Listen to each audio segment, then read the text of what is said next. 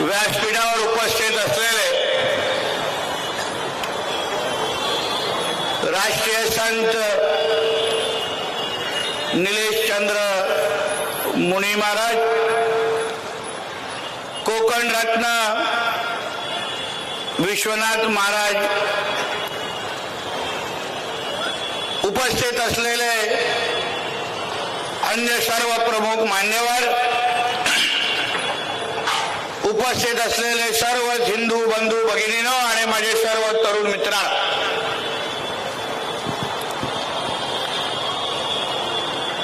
खरं म्हटलं तर आयोजकांची थोडी जागा चुकली. थोडा अजून 3 किलोमीटर आतमध्ये घेऊन गेले असते तर अजून मजा आली असते.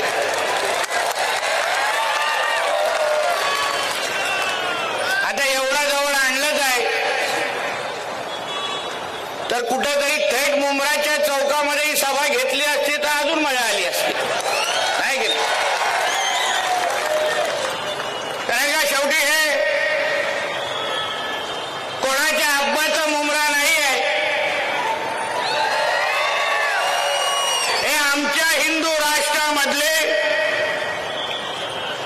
ही मुंब्रा देवी आहे. मुंब्रा देवी आणि म्हणून आम्हाला इथे सभा घेणं, आमच्या भगवादारी मुंब्रामध्ये जाऊन आमच्या या हिंदू भूमीवर छत्रपती शिवाजी महाराजांचा जयघोष करणं, यासाठी आम्हाला कोणाची परवानगीची गरज नाही. आणि म्हणून ह्या निमित्ताने माझ्या अगोदर दोन्ही मान्यवरांनी थोडक्यात असली तरी आपल्या सगळ्यांमध्ये चांगली हवा भरलेली आहे. आज छत्रपती शिवाजी महाराजांच्या पुण्यतिथी निमित्ताने आज आपण छत्रपती शिवाजी महाराजांच्या नावाचा जयघोष करण्यासाठी ज्या हिंदवी स्वराज्याची स्थापना आमच्या छत्रपती शिवाजी महाराजांनी केली, त्या या हिंदू भूमीमध्ये आपण त्यांच्या विचार आणि त्यांनी दाखवलेल्या दिशा यावर विचार मांडण्यासाठी आपण सगळेजण इथे उपस्थित आहोत. छत्रपती शिवाजी महाराज जसा अगोदर आमच्या मान्यवरांनी उल्लेख केला, हिंदवी स्वराज्याचे संस्थापक ज्यांना ब्रिटिशांनी त्यांच्या नावाचा उल्लेख करत असताना हिंदू सेनापती म्हणून केलेला. हिंदू सेनापती, त्यांना कोणी काही सेक्युलर राजा म्हटलं नाही. 18 पगड जातींना एकत्र करून हिंदवी स्वराज्याचा संस्थापक म्हणून आपण आपल्या छत्रपती शिवाजी महाराजांना ओळखतो. स्वराज्याची लढाई ही इस्लाम विरोधात होती, स्वराज्याची लढाई ही हिंदू विरुद्ध मुसलमान होती. हे आपल्याला स्पष्ट सर्वात पहिले समजून घेतलं पाहिजे. म्हणून आपल्यातले काय आहेत बाळगाव जे आम्हा लोकांना सल्ले देतात, जसं सगळा इतिहास त्यांनीच वाचलाय. आम्ही तेव्हा गोट्या खेळत होतो. बस म्हणे छत्रपती शिवाजी महाराजांच्या सैन्यामध्ये मुसलमान सैनिक होते. काय कोणाच्या पाकिस्तान मधला अब्बा मोजायला गेला होता काय? हा अर्धा आहे, दुसरा अर्धा आहे, असा कापलेले मोजायला गेलेले काय? ते काय पूर्ण नसतात ना. अहो, आम्ही जेव्हा बोलतो ज्यांच्या विरुद्ध आमच्या छत्रपती शिवरायांनी लढाई केली, स्वराज्य उभं केलं, ते कशाला केलं? हा जो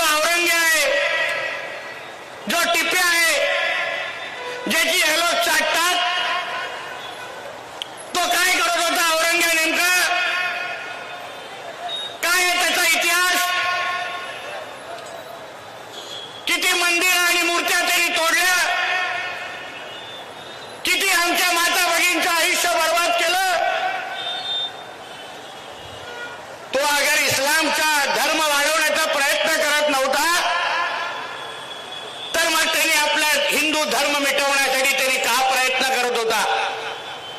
आमचे मंदिरं त्यांनी का नष्ट केले? असंख्य धर्मांतर त्यांनी का केले?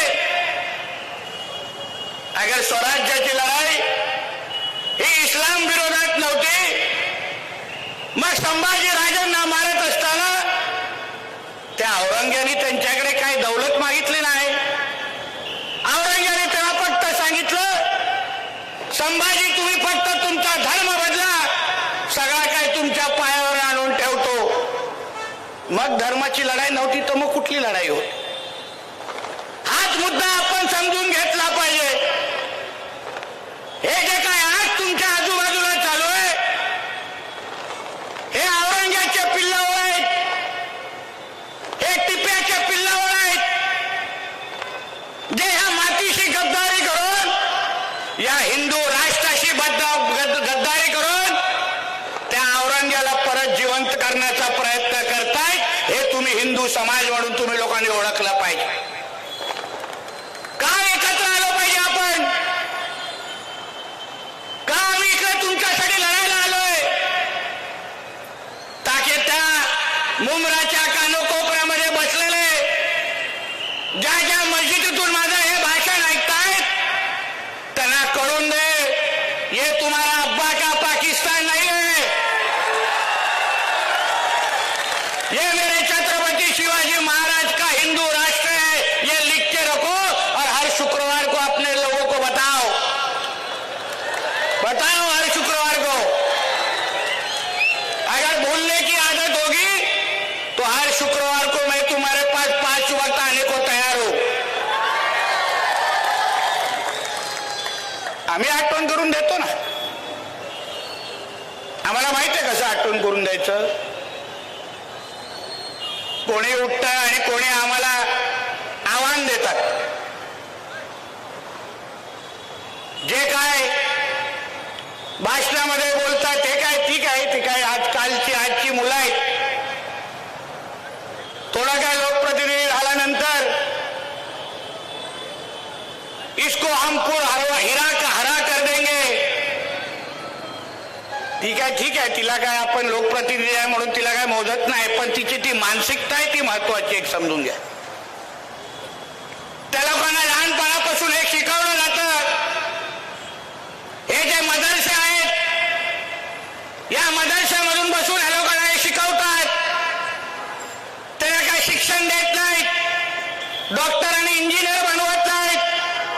त्या मदरसामध्ये बसून फक्त आतंकवादी घडवले जातात आणि म्हणून यांच्या थोबड्यातून हे सगळे विचार बाहेर येतात.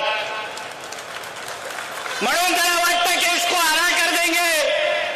म्हणून तर मी त्या दिवशी बोललो ना, सर्वात पहिलं काम करायला पाहिजे ते सगळे मदरसे बंद करून टाका आणि हे सगळ्या आतंकवाद्यांना बाहेर काढा. पहिले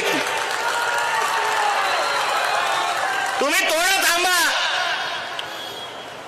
बघा, सरकारच्या एका वर्षामध्ये आम्ही आणला ना धर्म स्वतंत्र कायदा, आणला की नाही? आता धर्म स्वतंत्र कायद्यापर्यंत पोहोचलोय. आता पुढचा टप्पा मदरसांचा एक लक्षात घ्या. म्हणून जे कोण का आतमध्ये दाढी कुरवण्यात बसलेत ना, त्यांना वाटतं की आतमध्ये जाऊन तुम्ही आतंकवादी घडवाल. ते विसरलेत कि ये देवा भाऊ का महाराष्ट्र है, इधर ये सब मस्ती चलेगा नहीं. तुम्ही जिथे जिथे या हिंदू भूमीला कुठल्याही पद्धतीची अडचण करायला तयार व्हाल ना, आम्ही उभे आहोत तिथे. आम्ही उभे आहोत. तुम्ही वेळ आणि तारीख सांगायचे,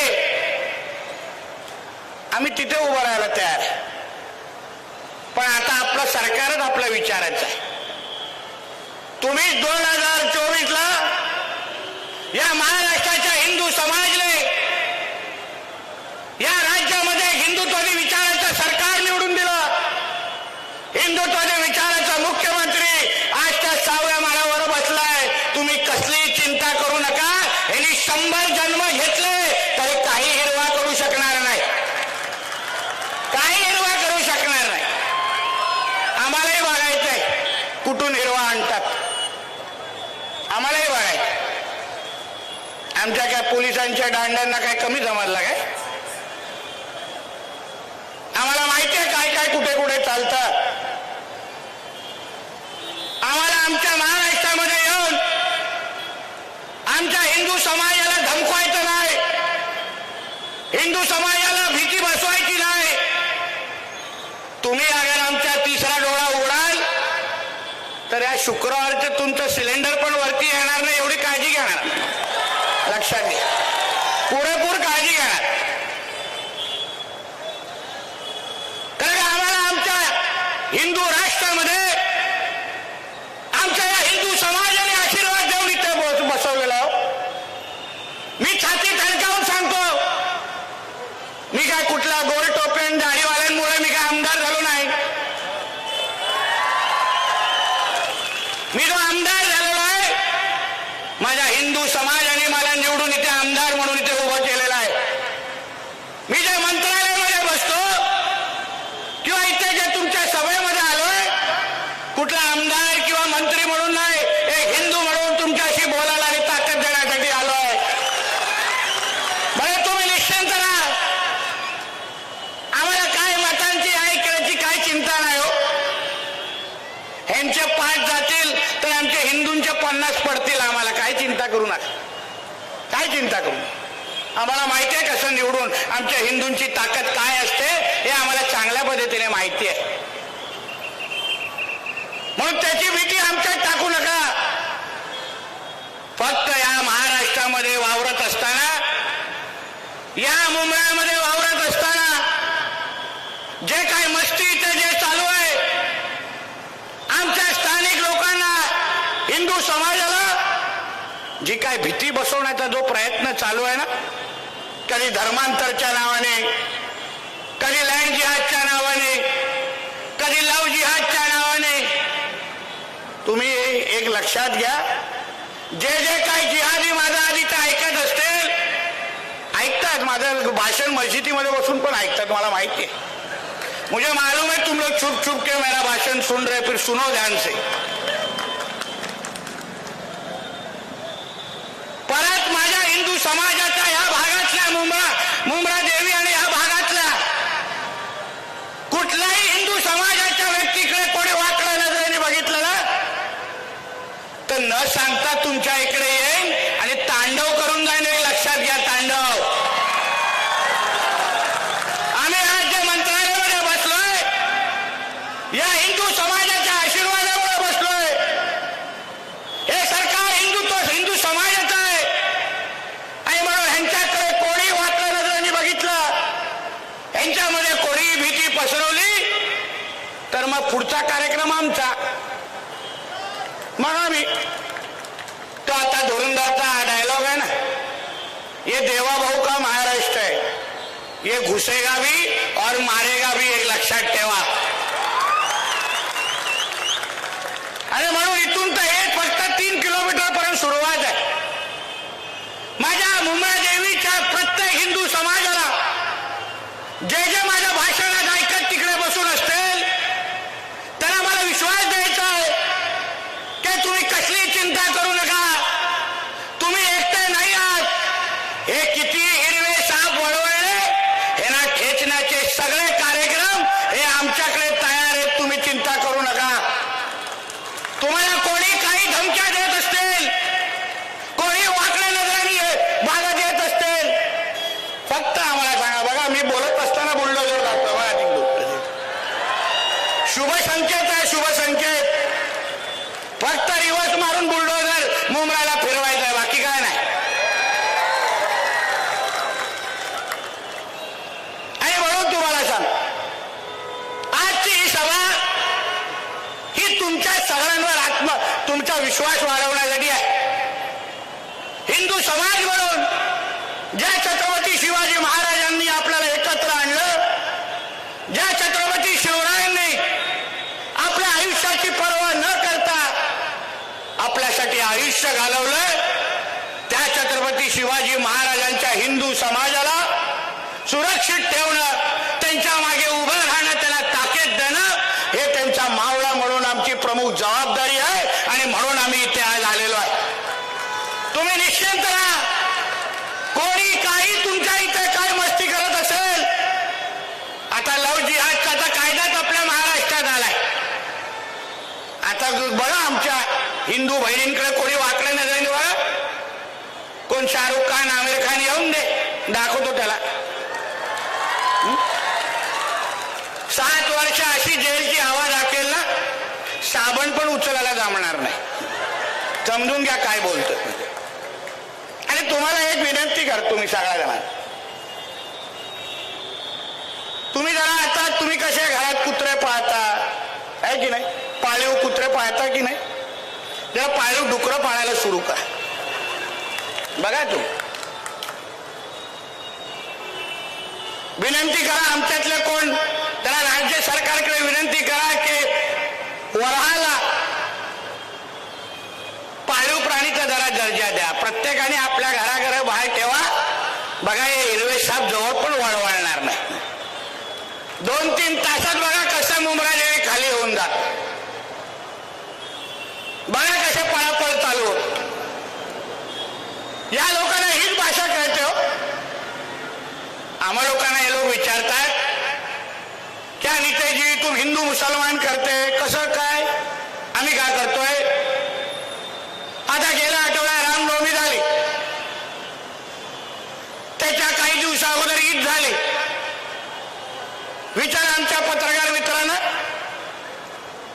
ईदच्या दिवशी महाराष्ट्रामध्ये एक अशी घटना दाखवा, एक जिथे हिंदू समाजने त्या ईद मध्ये हे लोकांना साजरा करण्यामध्ये काय अडचण आली. एक अशी घटना दाखवा. कुठे दगड मारला, कुठे लोकांची डीजे थांबवले, कुठे हे लोक जे काय बाईक घेऊन वळवळ करतात तिथे आम्ही बाईक आडव्या टाकले. एक घटना दाखवा झाली. पण आमच्या रामनवमी जेव्हा मिरवणुका निघाल्या, आमच्या हनुमान जयंतीच्या ज्या मिरवणुका निघाल्या, किती घटना झाल्या दगड मारण्याचे, चपला मारण्याच्या. त्या मालवणीमध्ये मिरवणूक निघत होती आपल्या रामनवमीची. या लोकांना लगेच मिरची लागली हिरवी. येऊन सांगतात हमारे बड़े मस्जिद के सामने भगवा लगेगा नहीं, भगवा झंडा नहीं लगाना.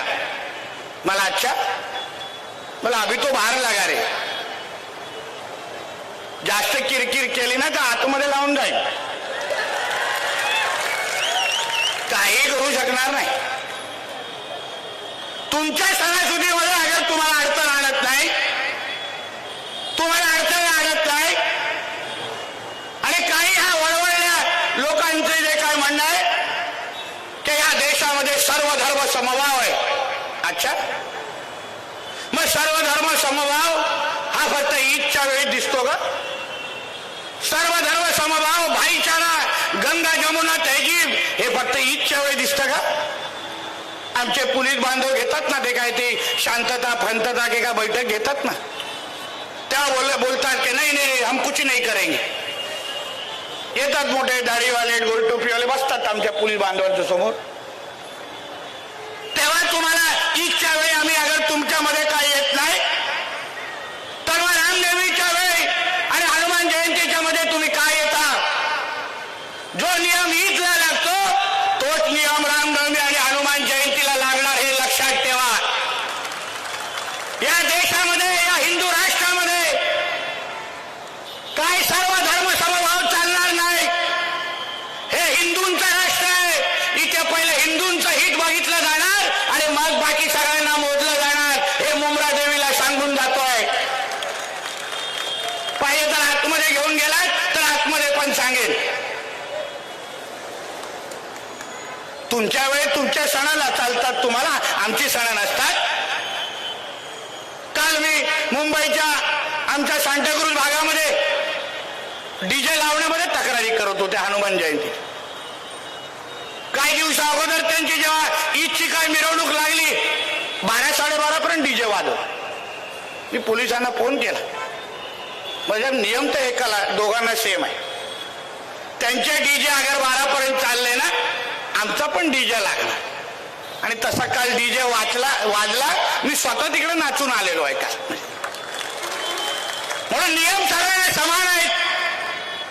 आम्ही तुमच्या सणासुदीच्या मध्ये येत नाही,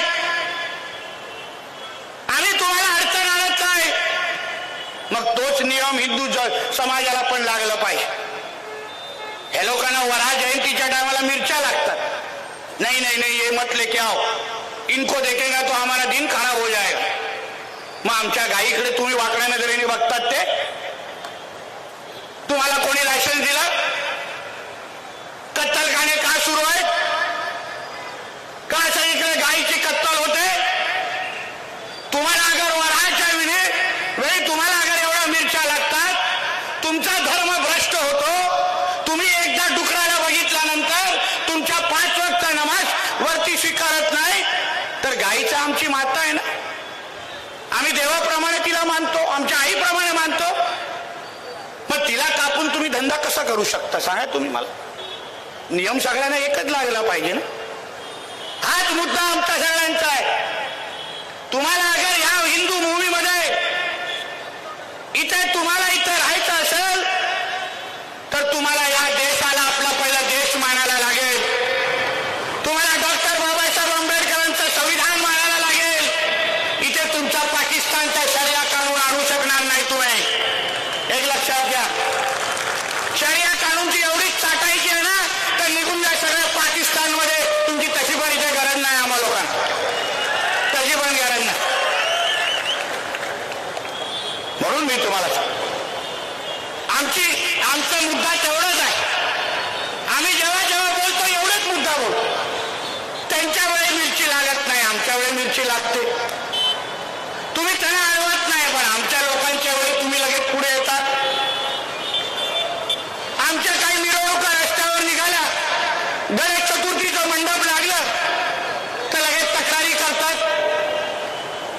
पण ह्या लोकांना रस्त्यावर बसून यांच्या सिलेंडरवरती करायचे, तेव्हा कोण काय बोलत नाही. एवढ्या मस्जिदीवर कशाला बोलून ठेवलाय? सगळ्यात थोडी अधिकृत आहेत, अनधिकृत पण आहेत. म्हणून तर बुलडोजरची ऑइलिंग चालते ना आमची. पण तुम्हाला अगर तुम्हाला मस्जिदीमध्ये एवढा तुम्हाला नमाज पडण्यासाठी दिलाय, मग तुम्ही रस्त्यावर कशाला करता? आमचा मुद्दाच एवढा आहे. संघर्ष होणार नाही.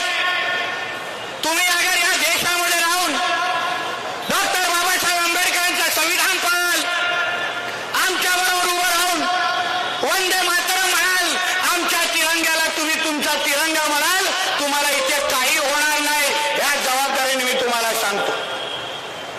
तुम्ही विचार करा थोडं.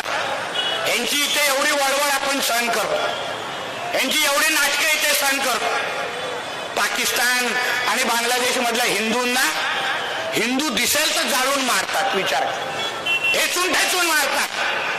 तिथे तुम्ही अगर हिंदू असाल तर तुम्हाला जिवंत राहण्याचा अधिकार नाही आहे. या तर तुम्ही धर्मांतर व्हा, या तर तुम्हाला मारून टाकणार, असा स्पष्ट नियम पाकिस्तान आणि बांगलादेशमध्ये. आम्ही तर काय लाड करतो यांचे. आता त्या लाडली बहिणामध्ये बघा केवढे आहेत. एकाच्या घरामध्ये एक नसतो. हे आमचे एक हम दो हमारे दो आहे, हे हम दो हमारे 200 आहे. आणि त्याच्यामध्ये पण 2 असतात. कोण कोणाचा अब्बा हेच कळत नाही. घरात टोकन नंबर देत असतील. अरे वो 12 किसका है,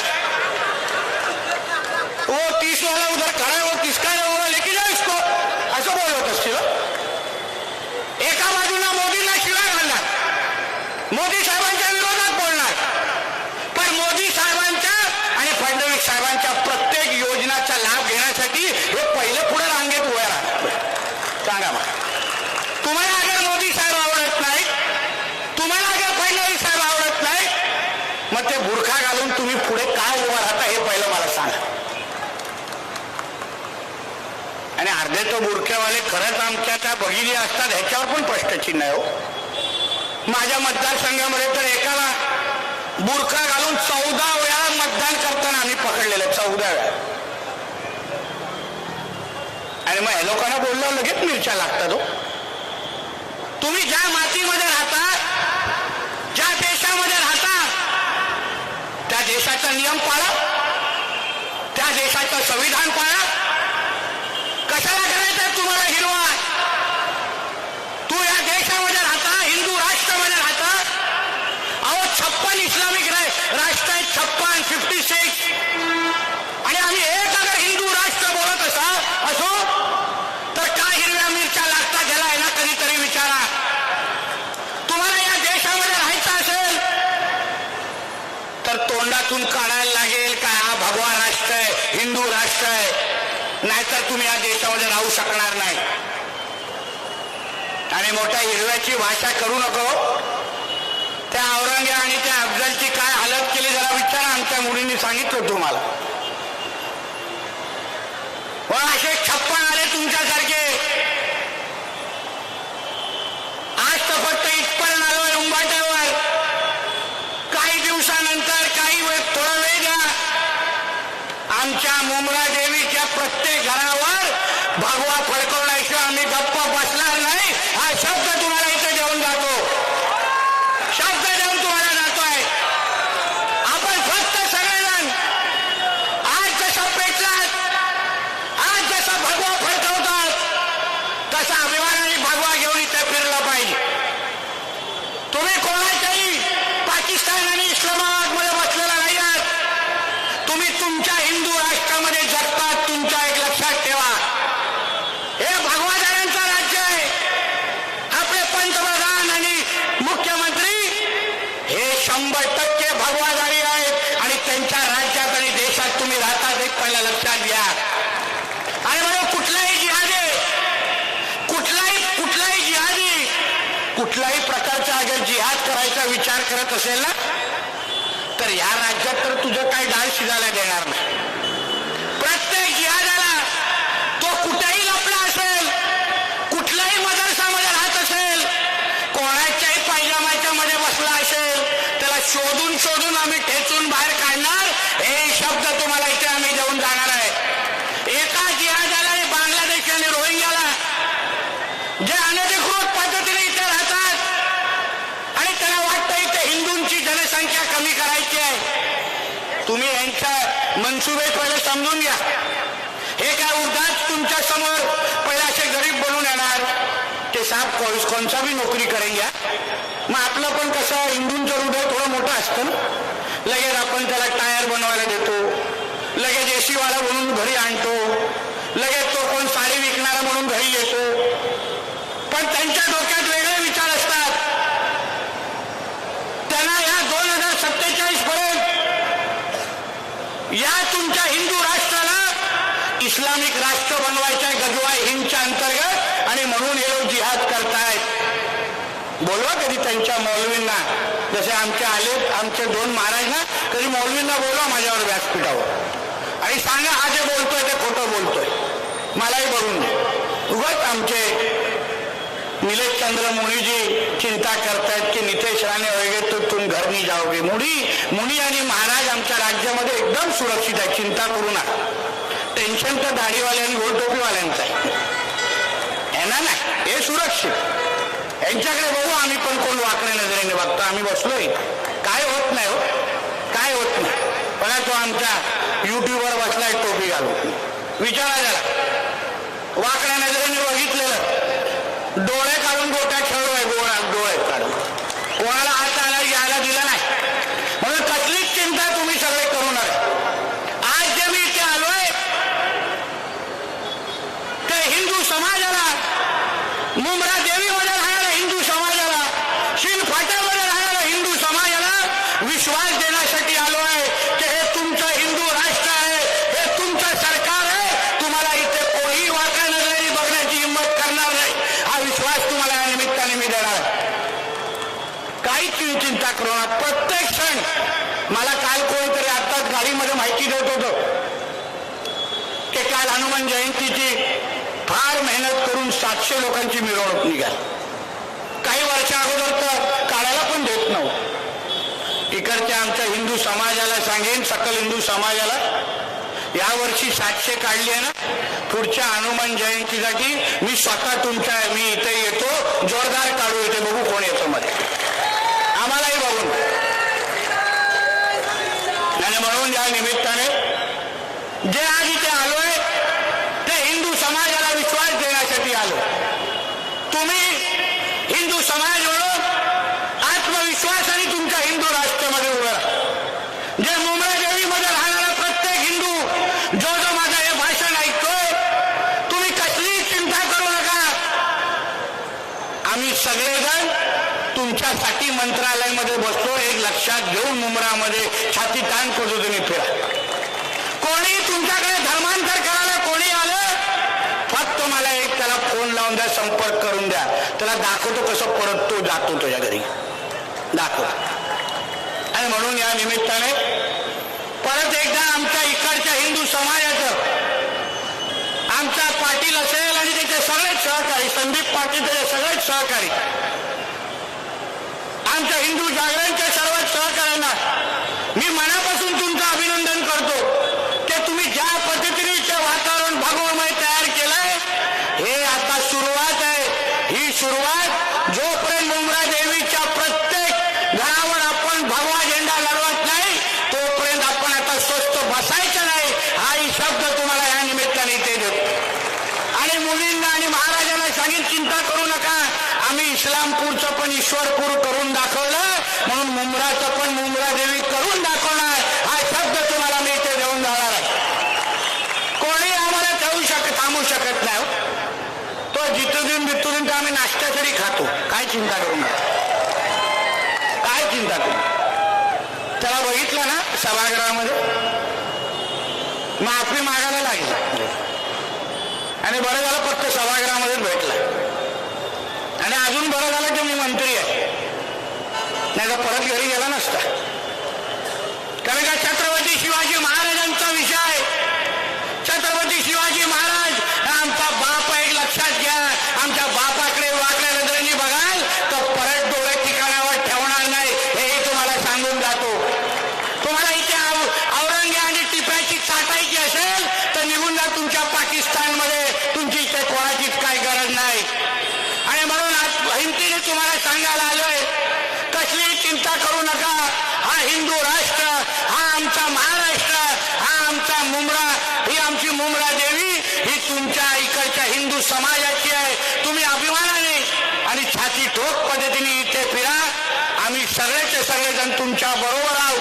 हाच विश्वास तुम्हाला मी आजच्या निमित्ताने देणार आहे आणि इथेच थांबणार आहे. आता माझ्यासाठी खिशातला फक्त मोबाईल ऑन करा आणि लाईट ऑन करा. सगळेजण काढा लाईट, स्वतःच काढा रे बाबा. सगळेजण काढलं पाहिजे ना, फाईन लागणार. काढा सगळेजण. जय श्रीराम. मुंब्रा देवीच्या शेवटच्या घरापर्यंत, त्या मशिदीपर्यंत आवाज गेला पाहिजे. बोला जय जय श्रीराम. बोला जय जय श्रीराम. भारत माता की, भारत माता की. वंदे वंदे. छत्रपती शिवाजी महाराज की, छत्रपती संभाजी महाराज की. बोला हर हर. बोला हर हर. बोला बजरंग बली की, बजरंग बली की. बोला जय जय श्रीराम. धन्यवाद. जय हिंद, जय महाराष्ट्र.